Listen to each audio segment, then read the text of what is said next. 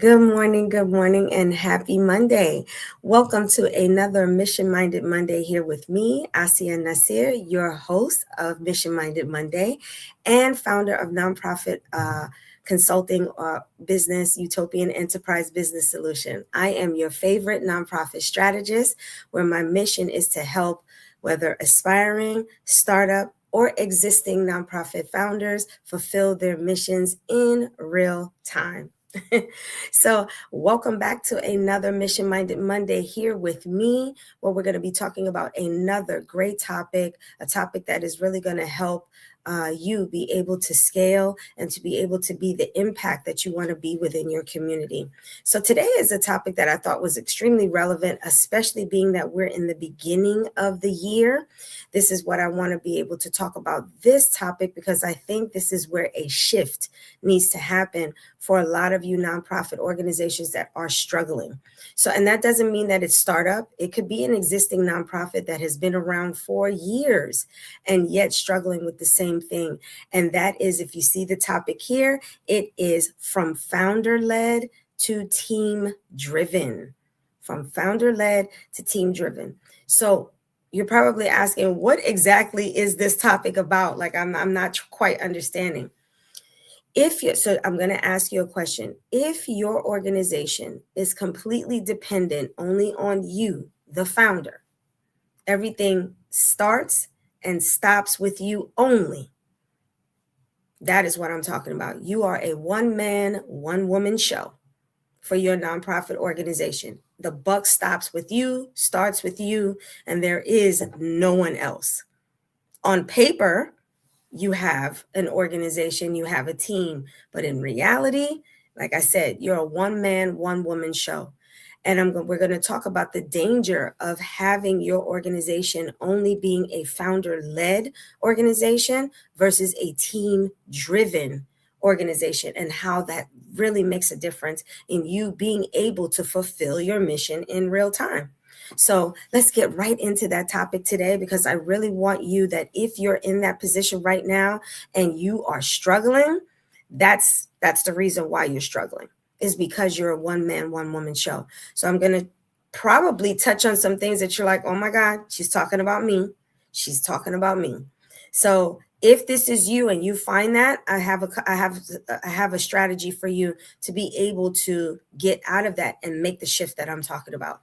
So one of the dangers in being a founder-led only organization is there's a ceiling, there's a cap to what you can do.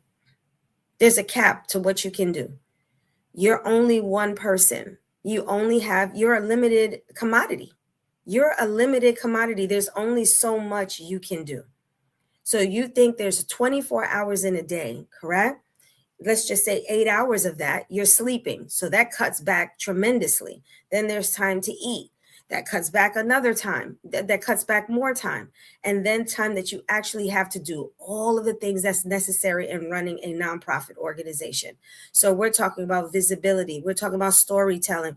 We're talking about fundraising. We're talking about, going out, feet to the street, networking and meeting people, and, talking about your organization and bringing visibility and awareness. Then there's grant writing. How much can one person do?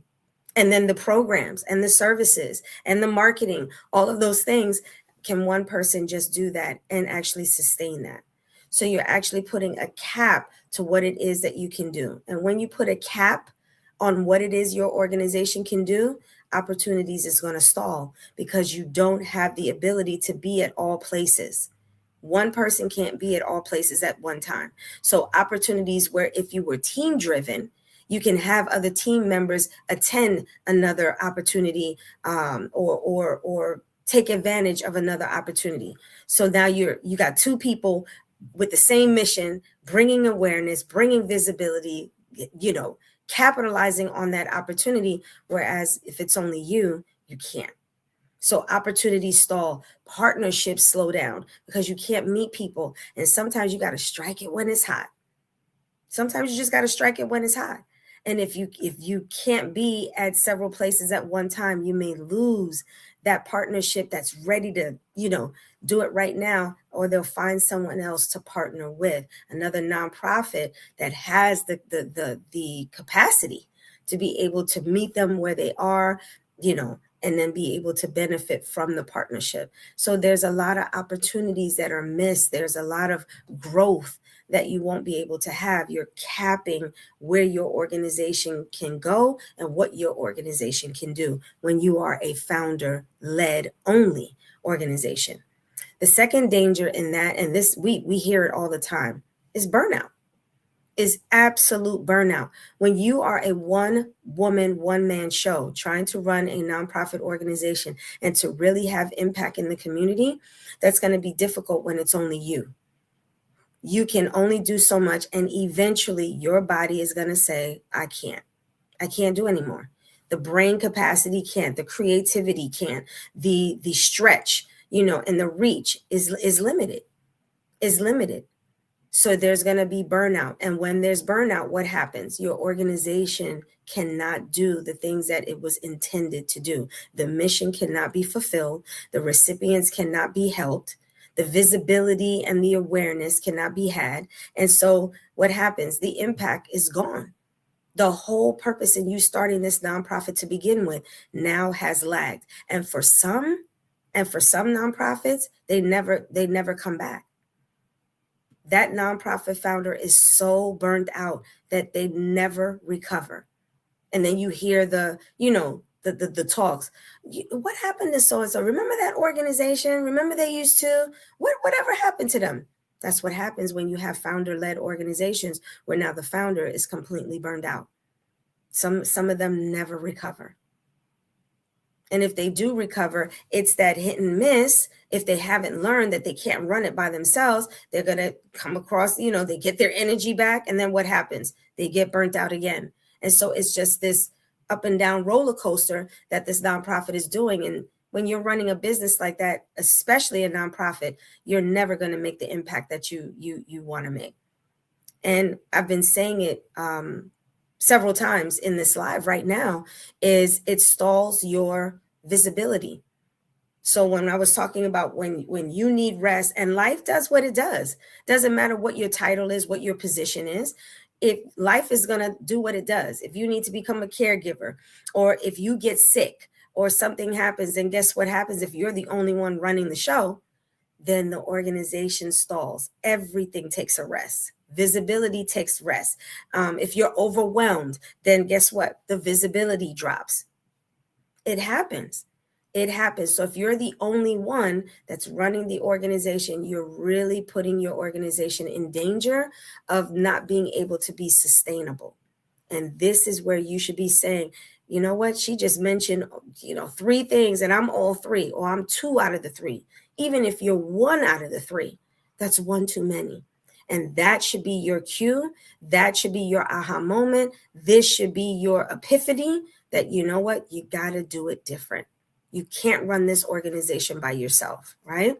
So basically what happens is you become the lid for your own organization. You become the lid for your own organization. And who wants to do that? When you start this nonprofit, is because you want to make an impact. So let's get right into the strategy that's going to help you to be able to change from being founder-led to team-driven. The first thing you got to do is you got to take an assessment of your organization and be able to say, where am I not an expert, but this is going to make a huge impact in the organization? Is that marketing? I'm not the greatest marketer. I'm not on social media. I'm not into ads and all of those different things. And, what time and analytics, maybe that's not your thing. And that's fine. You don't have to be, but find someone who does. Find someone who is good at those things.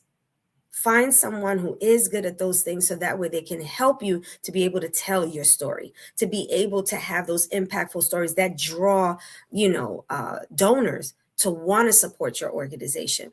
If you are someone who needs, we need to fundraise on a regular basis. We need to have campaigns. We need to bring money in because we're not getting grants all the time. We're not getting sponsorships all the time. So we got to create our own funding. Get someone who has some experience in fundraising. And it doesn't have to be a nonprofit. In houses of worship, they're always fundraising, right? Is that person the head of that or have been doing that for a long time? That might be a great person to, recruit for your nonprofit organization. Someone who's a program developer that you like, I have great ideas, but I don't know how to put it all together. Get someone who is a program director.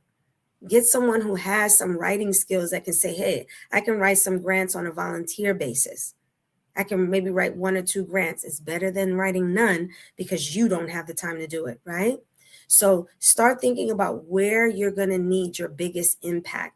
And then what you do, you don't become, you stop becoming, well, now you're going to shift from you doing it to now someone else is doing it.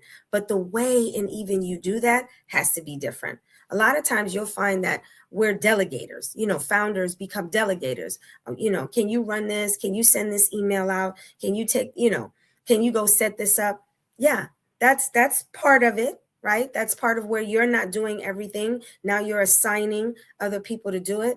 But you know what really makes a difference is when you give ownership to other people, where everybody knows what their role is within the organization and that they are the go-to person and that the buck stops with them in that category. So it doesn't become task delegation anymore. It becomes communication. So it's like, you're in charge of communications. I need you to create this. Now that's ownership. You're not telling somebody, hey, send this email. Oh, hey, can you post this or whatever? No, now you're telling them. They are in charge of this. Hey, you're in charge of fundraising. We need to come up with 5 fundraisers this year. We need to come up with 4 fundraisers this year. This is your baby. I want you to, get back to me at such and such. Or you can create within the teams and the different departments that I just mentioned that you are like, this person is the expert in that. Have weekly check-ins for a half hour. Weekly check-ins with your head of whatever departments that you need, communication, marketing, programs, whatever it is. 30 minutes a week, say Sunday, Monday, 30 minutes. How's everything going? How's that assignment going where we're coming up with a new program? What's that program looking like? Any hitches, anything that you need assistance with? You do that. Now you're giving ownership. Now you're giving ownership where now the organization is being led by a team of people that now I'm in charge. And people love to sit up there and say, you know what, this is my baby. This is my baby. I'm going to make sure that this is done correctly because you keep saying that. You're in charge of this, create this. You're in charge of that. Make sure that comes out great. Make sure that the objectives are this, that the goal is this, the vision of this is that. I want you to create that. Now that person is taking ownership. And everybody knows their lane. Everybody knows what they're responsible for. Everybody knows what they're contributing to the organization. Now you have a team-driven organization. And that removes the cap, that removes the lid that you once had when you were the only one running the organization, right? Now, as a founder, if you got people in charge of different departments and they're taking ownership of those departments, now you can do what you do best. Be the face of your organization. Reach out to those funders. Reach out to those, sponsorship, those corporate donors that you haven't had time. Go to that networking event to bring visibility to your nonprofit organization. Now you can maybe write those grants that you didn't have, time to do before, that you've wanted to do before, but just you're like, oh my God, I just missed that deadline because you were doing all the other things. Now it allows you to be able to run what you do best. And that is talking about your passion, talking about, the nonprofit organization, the impact that you want to make, meeting the recipients that are receiving it and hearing their story on how your organization is making a difference in their life and being able to run with that, to be able to share with the potential donors, the impact that you're making in the organization. Now you can be in your lane doing what you as the founder or executive director was intended to do. So just to recap, assess your organization.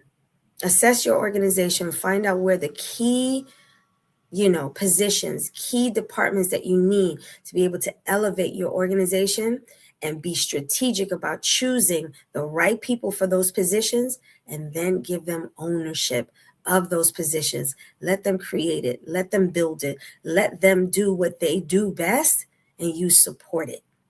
You support it. Everybody driving to the same thing, everybody trying to fulfill the mission, but everybody in their lane contributing what they do best for the organization. You can do nothing but elevate. You can do nothing but drive. And that's why it's important to shift from founder-led to team-driven. But that's what I wanted to share with you today on Mission Minded Monday. If you are in need of assessment, say, you know what, I need some assistance in doing this. I need someone to help me with that. I would love for you to set up a clarity consultation where I can go over that with you so you can be able to do that. So I am going to put our website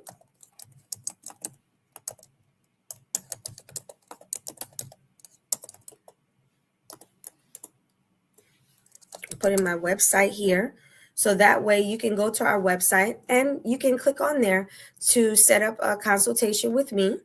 And then we can have a clarity session, see where you are, see what you need. And then I can make suggestions for you to be able to find the right people, to know what to look for, to know what questions to ask for, to know where to look for these right people. Sometimes it's where you look, where you can find them and make that job easier. And I can assist you with doing that. And then from there, we can work on now, how do you give that ownership? What's the type of conversation? What's the wording, the verbiage? How do you articulate giving ownership so that way now your organization can be team driven?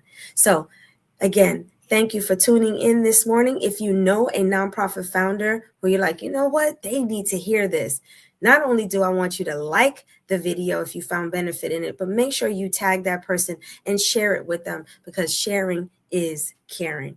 So until 2 weeks from now, till our next Mission Minded Monday, which is going to be 2 weeks from now, stay tuned to see what our next topic is going to be about, because it's going to be another relevant topic for an aspiring, existing, or someone just starting their nonprofit organization to be able to fulfill its mission in real time. Talk to you soon.